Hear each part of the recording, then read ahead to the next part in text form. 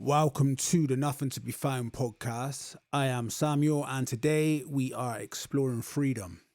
And the freedom we're going to be talking about isn't freedom that's found, it's more of a freedom that's remembered, that's always been here, not that freedom that's sold to us in adverts or the freedom to escape our responsibilities or move up to the mountains.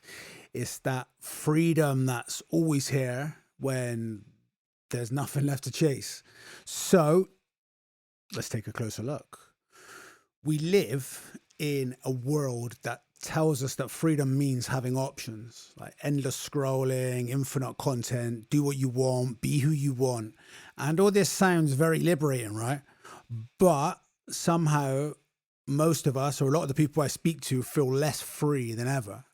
It's like we're overwhelmed, burnt out, always chasing something, or numbing from something, flooded by this choice. But all these choices amongst it all was starved of this meaning. So let's take a fictional character now. Her name is going to be Alice. And Alice is a marketing exec. Flexible job, great income, technically free. She can work from home, buy what she likes, take trips. But she wakes up anxious, can't switch off. Her inbox just never ends. She scrolls Netflix at night. She's got all these options of endless shit to watch on TV. But nothing ever feels good because it's all surface freedom, and freedom in name only, because inside she's still bound. But what if real freedom isn't about having control over your life, but about seeing clearly what you really are? And Douglas Harding, the author, he had a moment like this. He was hiking up in the Himalayas when suddenly he realized, his words, I had lost the head and gained the world. And from his first person view, he saw his legs, saw his hands. But then where me or you would see his face, or where others would see his face, he just saw this open space, this pure awareness where everything was just arising, the world arising in it. And he wasn't this little self behind the eyes anymore. He was this open field in which all experience just appeared. And the thing is, you can see this too, like right now, you can experience this. So if you take your finger, point your finger at something in front of you, whether you're outside and it's a tree or your living room wall, or whatever it is you're doing right now. And now take your finger and point it back at your own face. Look, not think, but what's actually there? What are you pointing at? Is it a face, or is it this kind of spacious nothing in which everything within your field of vision arises? And the truth is, you're not the body, not the mind. You are this awareness behind both. And this is an absolutely phenomenal experiment for experiencing that firsthand. But if this is so simple, then why do we miss it? It's because, as we all know, this illusion runs deep. It's not just social media or capitalism. It's this system that we've internalized, the ego's operating system. And now let's take another fictional character. We'll call him Ben.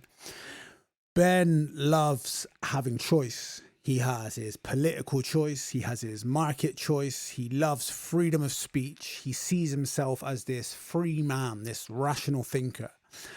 But when Ben goes to vote, he chooses the lesser of two evils. When he shops, he's paralyzed by all these options. But the thing is, all these options come from the same two corporations. And then when he scrolls, he's not free, he's hooked. He thinks he's choosing something, but he's just stuck in this pre-written script. Because capitalism sells rebellion now. It sells identity, style, freedom, but it's only within the walls of the marketplace, because you can buy the same counterculture t-shirt from the same factory that makes the mainstream ones. Same hands, same system. And Terence McKenna, I think this quote is attributed to him. He said, "Culture is not your friend, it's a mass hallucination." And when we buy into it, we reinforce that very ego that's keeping us small in the first place. And the illusion goes deeper than politics or shopping, because the yogis and the Buddhists have been saying it for absolutely eons. The real bondage is the belief in this separate self. The Upanishads say Tat Tvam Asi, or which is translated to thou art that, or I am that, in not separate, we're not divided, not lacking, we are a sum of the whole, we are the whole. The wave, not the ocean. Zen calls it a return to original mind. Dzogchen calls it the recognition of Rigpa. It's this pure, empty awareness that's never been touched by our stories, never been touched by these narrations or the description of things, allowing us to perceive and be present with the experience for the experience without trying to explain it away. In Thich Nhat Hanh, he put it simply, said, "We are here to awaken from this illusion of our separateness." And now I'm going to go for another story. We're going to use a lady called Carol this time. So there's this woman called Carol, and she's a new mom, and she's absolutely exhausted, like trapped in never-ending routines. Every time her baby takes a nap, she grabs the phone, scrolls through Instagram, and her timeline is just filled with people traveling, starting businesses, having these wild adventures. And she just feels like her own life's passing her by. She's imprisoned by motherhood. And one day she decides to step out into the garden, burnt out from constant doom scrolling. And as she stands in the garden, the breeze just gently hits her cheek. The sun's just really low in the sky, and she just stands there, just breathing, doing nothing. And just for a moment, there's no story, no lack, no want, no desire. Just this, just now, just life, exactly as it is. And she wasn't free in any external sense, because the chores, the nappies, the to-do list, all that shit was there. It was still waiting for her. But she'd managed to touch something real. She felt this stillness that lies beneath the surface. This freedom that didn't need anything to change. And this isn't just Eastern philosophy, because the Stoics got this too. So let's take Epictetus, for example, who was born a slave. He said that no man is free who is not master of himself. Because the Stoics believe that freedom's not doing what you want, it's doing what's right with some form of clarity. Because you might not control your body, your job, your politics, but you can control your response. Kind of. But I don't want to go down the free will rabbit hole here. So basically, your judgment is yours, your attitude is yours. And Marcus Aurelius wrote, everything is opinion, meaning that your suffering isn't caused by the events, but the way that you see those events or interpret those events, because true freedom is perspective. So let's take surface freedom and deep liberation and figure out what the difference is. So surface freedom is being able to choose the cereal brand, but then deep freedom is realizing that you're not defined by what you consume. Surface freedom is curating your social media persona, but deep freedom is not needing to be seen at all. And surface freedom is having the means to be able to leave, but deep freedom is being here fully without the need to escape. And when you glimpse that, even sitting in traffic could become a meditation. Silence becomes one of the biggest teachers, and your suffering can become a doorway. And I'd like to take this part of the podcast to pause for a moment now. Obviously, if you're concentrating on driving or whatever, carry on concentrating on driving. But if you're safe to do so, take a breath and then just let it go. And we'll explore a few questions together. So you can write these down. By all means, pause if you wish to. So the first one is, who are you? And I mean, like, who are you without the story? Like, no name, no job title, no role. Just the feeling of being here now. What remains? Who are you without your story?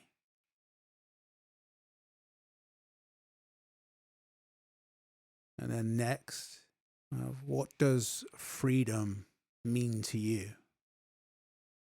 What does it really mean? Is it more money, less pressure, or maybe something closer, something already moving through you? What does freedom mean to you?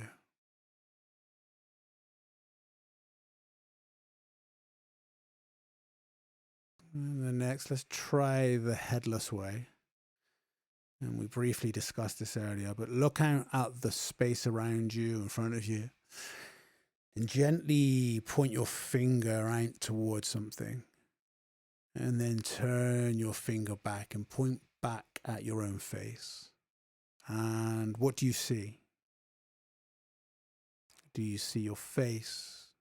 Or do you just see this open space? A finger pointing back at nothing or no thing. Are you the one looking, or are you the space in which it's all appearing?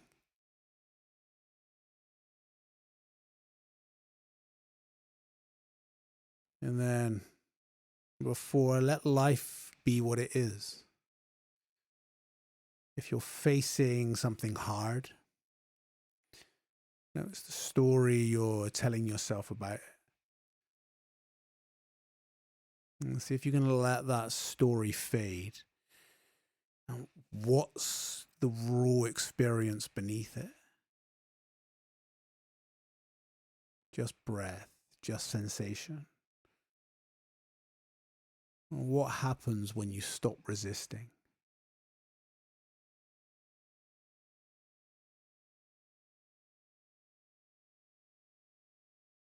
And freedom isn't something we win. It's something we remember. It's not out there waiting in the future. It's right here underneath, beneath the seeking, beneath the noise, beneath the mask. And if this episode resonated with you, just take it into your day, move with presence, breathe deeply, look again. And the next episode, which drops on Monday, will be a guided meditation to accompany this episode, and it will help you go even deeper. You'll be able to use it to sit with these insights, maybe lose your head for a little bit.